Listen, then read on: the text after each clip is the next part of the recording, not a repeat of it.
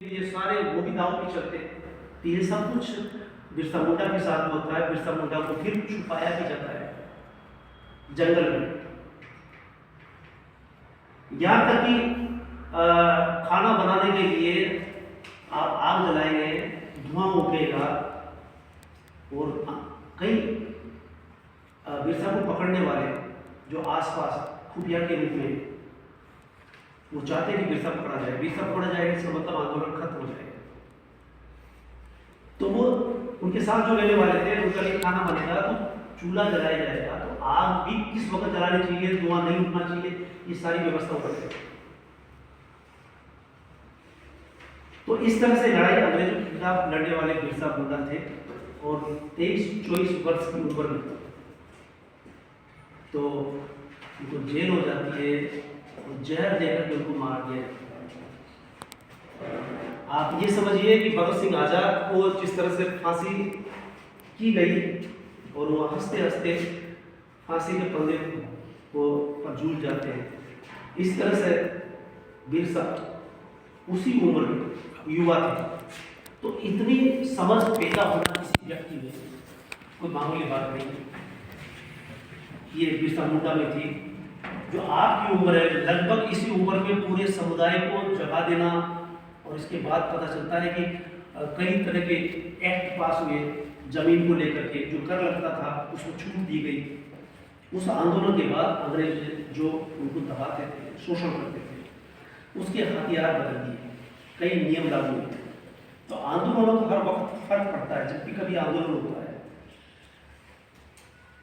तो आंदोलन के बाद शासन ये चाहता है कि जनता हमारे विरोध में उठ खड़ी न हो, इसके लिए वो सारे उपाय करते हैं। लेकिन इसके साथ ये तो हुई बिरसा मुंडा की बात। तो बिरसा मुंडा का महत्वपूर्ण रोल था और इसके टंट्या भील इसी तरह के व्यक्ति थे जिनको टंट्या मामा कहा जाता। ये सब इस तरह के कई विभूतियां आदिवासियों में पैदा हुई। लेकिन बिरसा मुंडा के साथ हम ये कह सकते हैं कि अगर वो शिक्षा अर्जित नहीं किए होते तो शायद ना हम बिरसा मुंडा को जान पाते, न वो आंदोलन कर पाते। क्या बिना शिक्षा के वो ऐसा कर पाते? तो मैंने जो शुरुआत में कहा कि शिक्षा वो हथियार है जो अर्जित करता है, उसको ये पता चलता है। अम्बेडकर ने नहीं कहा था कि शिक्षा वो शेरनी का दूध जो पिएगा वो दहाड़ेगा। ये शब्द कैसे दे दिया? तो इससे पता चलता है कि शिक्षा को हर कोई लेता है, लेकिन कुछ व्यक्ति तो ऐसे होते हैं जो एहसास कराते हैं और उनको हम जिंदगी भर नहीं भूल सकते, इतिहास में दर्ज हो जाते हैं। अम्बेडकर, बिरसा मुंडा, संसद में भी उनकी वो लगी हुई स्टेज अम्बेडकर की तो लगी ही रहेगी। संविधान दिवस अभी मनाने वाले हो तब फिर बात आएगी। अभी भी काफी बहस चल रही है संविधान को लेकर के। तो अम्बेडकर ने जो संघर्ष किया उसके बारे में हम तब बात करेंगे। तो कहने का मतलब ये कि जिस तरह से अम्बेडकर जिस समाज को जगाते उसी तरह से मुंडा समाज को जगाने का महत्वपूर्ण भूमिका बिरसा मुंडा ने की। इसके पहले भी कई आदिवासियों ने ये भूमिका निभाई थी। 1857 से पहले आदिवासी अंग्रेजों के खिलाफ लड़ने लगते थे। इसका मतलब ये निकल के आता है कि 1857 से ये देखा जाता है कि भारतवासी अंग्रेजों के खिलाफ लड़ने लगते हैं। पहला आंदोलन स्वतंत्रता आंदोलन कहा गया, हालांकि उसमें भी कई तरह की डिबेट होती है, बहस होती है, लेकिन आदिवासी इससे भी पहले लड़ने लगे थे। मोतीलाल तेजाब, गोविंद गिरी जो भीलों का 1913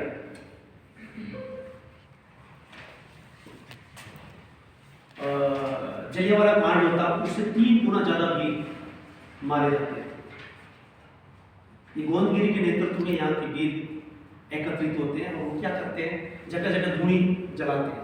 धूनी को एक तरह से चेतना का केंद्र बनाया और आदिवासियों से कहा कि तुम शराब नहीं पियोगे, तंबाकू जर्दा नशा नहीं करोगे और बेगार नहीं करोगे।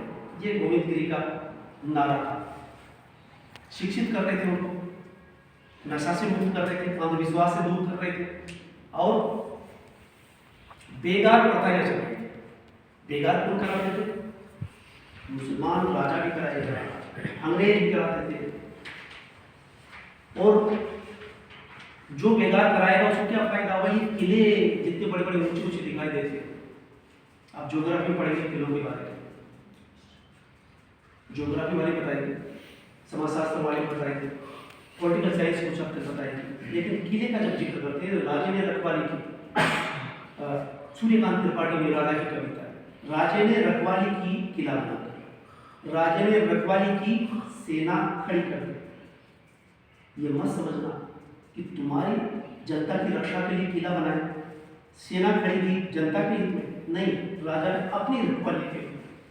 अभी क्रांतिकारी कविता हो जाती है। तो जब भी किसी किले को देखता हूँ, जब भी किले पे जाता हूँ, तो मुझे ये एहसास हो जाता है, निराला की कविता याद आती है कि राजा अपनी रखवाली के लिए कितना आडंबर करता है। वो बेगार किससे कराता है? जनता से। इस गांव वाले को आना है और ये पत्थर इकट्ठे करने, ये दीवार खड़ी करने, कारीगरों को भी खाना दे दिया जाएगा। ताजमहल ऐसे बनता है, सारे किले ऐसे बनते हैं। तो ये बेगार के पत्र बनते हैं और यहाँ के वीरों ने उस बेगार के खिलाफ गोविंदगिरी के नेतृत्व में खड़े होते हैं। इसी तरह से बिरसा मुंडा हुआ ये काम। उनको पता था कि नशा करना, ये नशा अगर ये दूर हो जाएगा तो हमारी बहुत सारी बीमारी दूर हो जाएगी। यानी जनचेतना जगाए और फिर उनके हक क्या है, हकूक क्या है, अधिकार क्या है, इसके प्रति जागरूक किया बिरसा मुंडा ने। और उम्र क्या थी? 18, 20, 21, 22 साल। ये कहाँ से आया? शिक्षा से। इसी बात से गांधी जी याद आते। गांधी जी क्या कर रहे थे? वकालत करने गए। नेहरू जी वकालत करने गए, और भी बहुत सारे वकालत करने गए। लोग क्या है, उस स्वतंत्रता आंदोलन में पूजे किसके बल पर? उस शिक्षा से। या लौटने के बाद उनको पता चला कि ये हम शिक्षा से हम जागरूक हुए, हमें कौन दबा रहा है, कौन शोषण कर रहा है, ये पता उनको एहसास हुआ। तो बोला कि किसी की जरूरत नहीं, नौकरी की जरूरत नहीं। अम्बेडकर भी यही सब करने के, वकालत करके या आईएएस बनते, कुछ भी बन सकते थे, लेकिन नहीं कि मेरा समाज बहुत पिछड़ा, इसलिए मुझे ये करना। गांधी जी को लगा, नेहरू जी को लगा, स्वतंत्रता आंदोलन में कूद गए। ये शिक्षा ही ये दिलाती, याद दिलाती है कि हमें सबसे ज्यादा जरूरत इस वक्त किस चीज की है। डॉक्टर को पता है कि हमारा बीमार रोगी है, उसका किस रोग का इलाज करना है, तो वो ठीक हो सकता, स्वस्थ हो सकता। देश स्वस्थ कब होगा? जब आजादी मिलेगी। क्यों? क्योंकि कहा जाता है कि गंगा में जो कुछ पैदा होता है, यहाँ से वो शोषक के रूप में, क्या बोलते हैं उसको, स्पंज रहता है। गंगा के आसपास जो भी पैदा होता है उसको स्पंज रखते हैं, चूसते हैं और टेम्स नदी पर जाकर भी छोड़ देते हैं। यानी जो सोना चांदी यहाँ कहा जा रहा था, ब्रिटेन जा रहा था, ब्रिटेन वाले आगे हो गए। तो ये पढ़े लिखे को बर्दाश्त नहीं होगा, इसलिए सभी स्वतंत्रता सेनानियों को एहसास होता है। तो यही एहसास बिरसा मुंडा को हुआ। बिरसा मुंडा को समाज से जब पढ़े लिखे होगा तो कैसे आता? चर्च में तक कौन पढ़ने जाएगा? इतने दुखे जाएंगे। लड़कियां जितनी अभी यहाँ पढ़ती हुई नजर आ रही है 2, 4, 10, 5 साल से, कि लड़के पीछे रह रहे, लड़कियां आ रही। उस वक्त लड़कियां पढ़ती ही नहीं थी। ये अभी 10 साल पहले तक भी घटनाक्रम में कम थी। और आजादी से पहले क्या ख्याल होगा?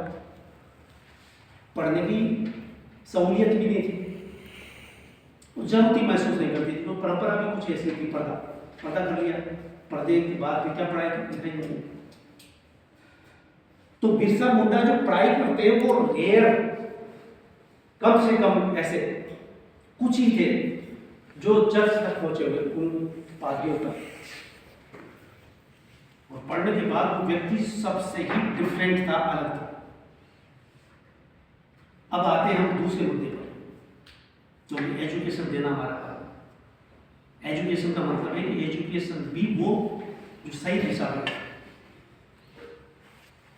जब अभी ये कहा जाता है कि भगवान बिरसा मुंडा, तो ये भगवान से जो शब्द जुड़ा हुआ है, इसको लेकर के मैं अपनी बात इसलिए रखना चाहूंगा कि ये भगवान कहना क्या सही है? भगवान कौन होता है? अब इस पर आप थोड़ी देर के लिए सोचेंगे, मंत्र करेंगे तो पता चलेगा कि भगवान वो होता है जो मिथकों में होता है। भगवान राम और भी बहुत सारे 33 करोड़ देवी देवता का। लेकिन महावीर स्वामी गौतम बुद्ध ये ऐतिहासिक पुरुष है। और बुद्ध या महावीर स्वामी ये नहीं कहना चाहते थे कि हमें भगवान कहते हैं। बिरसा मुंडा के लिए कहा जाएगा, दूसरे लिखेंगे, वो लिखने की बात है। तो बुद्ध को बाद में जाकर के भगवान क्यों बनाया गया, इसके पीछे की बहुत बड़ी कहानी चलती है। पहली बात तो इतना ही समझ लेना काफी है कि ऐतिहासिक पुरुष होते हैं वो संघर्ष से पहचाने जाते हैं। भगवान कह देने का मतलब है मूर्ति लगा दी, आप उसको माला पहनिए, सिर झुकाइए। बुद्ध ये बात नहीं कहते। बुद्ध ने जो विदा दी है वो विदा ये थी कि आप अपो दीपो भव, अरे आप अपने दीपक खुद बनोगे, इतने सचेत हो जाओ। तो बिरसा मुंडा भी ये चीज चाहती है। देखिए बुद्ध का भय, बिरसा का भय, और बुद्ध में जो चेतना थी, बुद्ध 80 साल के होते गुजरते सारे समाज को इतना सजग कर देते हैं कि आज विश्व के हर कोने में बुद्ध की मूर्ति दिखाई देती है। बुद्ध इतने एजुकेटेड और मनोवैज्ञानिक थे। दुख का कारण क्या है, ये खोज में निकले और उस खोज की विदाई निकाली कि दुख का कारण कोई दूसरा नहीं है, तुम खुद हो। अब तुम मुझ पर पूजा के फूल चढ़ाओगे, तुम्हें मैं कुछ नहीं दूंगा, मैं रास्ता बताऊंगा, रास्ते पे चलोगे तो आगे कुछ नहीं मिलता। तो भगवान बना देने का मतलब ये होता है कि आप मूर्ति लगाओ, पूजा करने लगो। बुद्ध खुद ही नहीं चाहते कोई मुझे भगवान करे। तो बिरसा मुंडा को भगवान कहना है, बुद्ध को भगवान कहने का मतलब क्या निकलता है? आपके पत्र सरकार की तरफ से आया, जरूरी नहीं तो क्या सोच कर लिख रहे हैं, लेकिन डिबेट तो होगा ही। हम तो ये कहेंगे कि बुद्ध ने क्या कहा, हम ये भी कहेंगे बिरसा ने क्या कहा। बिरसा से पूछ लो, क्या उन्होंने खुद ही कहा था भगवान कहते हैं? तो आपको ही पता होना चाहिए कि भगवान होना और ऐतिहासिक पुरुष होना, और उस ऐतिहासिक पुरुष ने जो संघर्ष किया उससे उसकी पहचान होनी चाहिए। आप भी एजुकेशन ले रहे हैं, एजुकेशन लेने का मतलब ये है कि आपको पढ़ाया जा रहा है, एक नहीं 4-4 5-5 व्यक्ति पढ़ा रहे हैं, वो अलग अलग तरह से पढ़ा रहे हैं। आपको उन सबको अपने अंदर उतारना और खुद सोचना, खुद की आंखें खुली रखना है। तब बुद्ध का वो कथन याद आता है, अपो दीपो भव, आप खुद के गुरु खुद बनेंगे। इस स्थिति में आ जाएंगे तो आपको किसी गुरु को बनाने की जरूरत नहीं है। इसलिए मुझे एक उदाहरण देना चाहूँगा। आर्ट ऑफ लिविंग के उन गुरु है रविशंकर, एक बार दिया है। आर्ट ऑफ लिविंग सब देखकर मुझे लगा कि बहुत अच्छा है। आर्ट ऑफ लिविंग, जीवन कैसे जिए इसकी कला है, कला सिखाते हुए, ये सोच के मैं भी गया, सुना, फिर वापस लौटा, फिर जरा मोबाइल में रिचार्ज करवाना था, एक रिचार्ज करवाने के वाले फास्ट में, और फिर आर्ट जब रविशंकर बोली में आए तो सब जगह चर्चा चली। तो वो बोलेगा आपको गुरु जी आए, तो बोला गुरु जी से आप मिले गए, तो बोला कि आपके गुरु बोले, अरे गुरु तो हम खुद ही हैं, हमें न जाने कितने गुरुओं ने बनाया, अब हम खुद गुरु हैं, हमारा अब गुरु कौन होगा? तो बोला फिर भी गुरु होता है। मैंने पहली बार सुना इस बात में, आप ही सोचेंगे कि उस व्यक्ति ने कहा कि आपका गुरु कौन है? मैंने कि मेरे गुरु पहली तरह से PhD तक किया, तब तक गुरु थे, गिनूंगा तो कितने हुए, 50-60 न जाने कितने हो जाएंगे, सभी में अपनी अपनी खासियत थी। अब गुरु की आवश्यकता है अभी भी। तब मैं अपो दीपो भव का व्याख्या तक नहीं पहुंचा, लेकिन आज मैं बता रहा हूँ अपो दीपो भव का मतलब है कि जब आप इतने पढ़ लिख जाए, समझ ठीक हो जाए, फिर आपके अंदर ही इतना आ जाए, इतने सजग सचेत हो जाए, होश पूर्वक हो जाए, तब अपो दीपो भव कह सकते हैं। तो कहने का मतलब है कि बार बार गुरु खोजने की जरूरत नहीं। ये बात आनंद ने बुद्ध से पूछ ली कि आप गुजर रहे हमारा क्या होगा? बोला मैंने ये शिक्षा थोड़ी दी है, मेरी शिक्षा ये है कि अब तुम्हें किसी गुरु की शरण की जरूरत नहीं है, अब तुम खुद अपने गुरु बनो। जितना बताना था बता दिया, जितना पाना था पा लिया, अब आप खुद में ही खोजो। तो इसलिए बुद्ध का मतलब होता है कि आप अपने अंदर उतरना, अपने अंदर जानना, उनकी विदा का नाम विपश्यना। तो इसी तरह से बिरसा हमें याद आते हैं कि बिरसा को भी वो चीज थी कि वो शायद अपो दीपो तक पहुंच चुके थे, फिर उन्होंने देखा कि हमारे प्राण जाए तो जाए, कोई फर्क नहीं पड़ता, इसलिए बलिदान करने वाले, स्वतंत्रता आंदोलन की लड़ाई लड़ने वाले अपने प्राणों को हथेली पर लेकर के चले। बोला शरीर तो आता जाता रहता है, हम उस काम के लिए जो महत्वपूर्ण है, जो हजारों लाखों करोड़ों को आज़ादी दिलाने वाला है, और हम गुलामी की बेड़ियों में जकड़े हुए हैं, तो इससे मुक्ति दिलाने का काम हमें मिला है, तो हम करेंगे। हंसते हुए फांसी पर लटक जाते हैं। तो बिरसा मुंडा का अंतिम समय जेल हो जाती है, जेल में उनको जहर दिया जाता है, सरकार भी हिल जाती है कि व्यक्ति जिंदा रहेगा तब तक ये आंदोलन की चिंगारियां बंद नहीं होगी। तो ऐसे जैसे भगत सिंह जिस उम्र में गुजरे, उसी उम्र में लगभग बिरसा मुंडा याद आते हैं। इसीलिए अब लोग ये सोचते हैं कि इतनी काबिलियत, इतना साहस, इतनी चेतना इस उम्र में कैसे आ सकती है, इसलिए भगवान पे दिया जाए। इसलिए उनकी व्याख्या करें, विश्लेषण करें, उनके संघर्ष के बारे में जाने समझे, इससे ज्यादा बेहतर भगवान ही है। ये हमारे औकात से बाहर, ये आदमी से संभव ही नहीं है चीजें, जिसके भगवान पे दिया जाता है। बुद्ध को कहा जाता है और बिरसा को भगवान अभी आएगा, अखबारों में पढ़ कर बड़े बड़े विज्ञापन आ रहे हैं भगवान के नाम से। भगवान तो दिखाई नहीं देते, तभी तो लोग कहते हैं भगवान का देखा क्या बना नहीं, वो तो अमूर्त है। तो बिरसा अमूर्त थोड़ी थे, वो तो अमूर्त नहीं थे, वो तो मूर्त थे।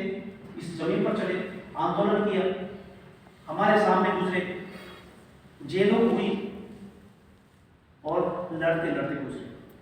तो संघर्ष करने वाला संघर्ष से पहचाना जाता है। संघर्ष किसके लिए किया? खुद के लिए नहीं, लोगों के लिए, जो दूसरों के लिए करते।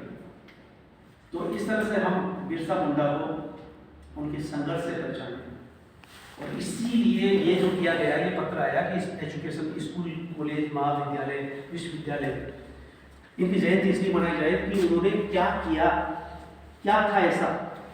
ये सब हमारे विद्यार्थियों तक इसलिए पहुंचना चाहिए कि उन्होंने भी एजुकेशन ली थी, और एजुकेशन से वो चीज़ कि मेरे समाज को, हमारे समाज की बीमारी क्या है। ये समझिए कि बिरसा मुंडा थे डॉक्टर, अपने समाज के डॉक्टर थे, उनको बीमारी का पता चला, इसकी बीमारी का इलाज ये है, और इसका इलाज है लड़ना। किनसे? अंग्रेजों से। तो इसलिए कह सकते हैं कि स्वतंत्रता आंदोलन की लड़ाइयों में, इस लड़ाई से पहले बहुत सारे अंग्रेजों से लड़ चुके हैं, उसमें बिरसा मुंडा का भी नाम आता है। धन्यवाद।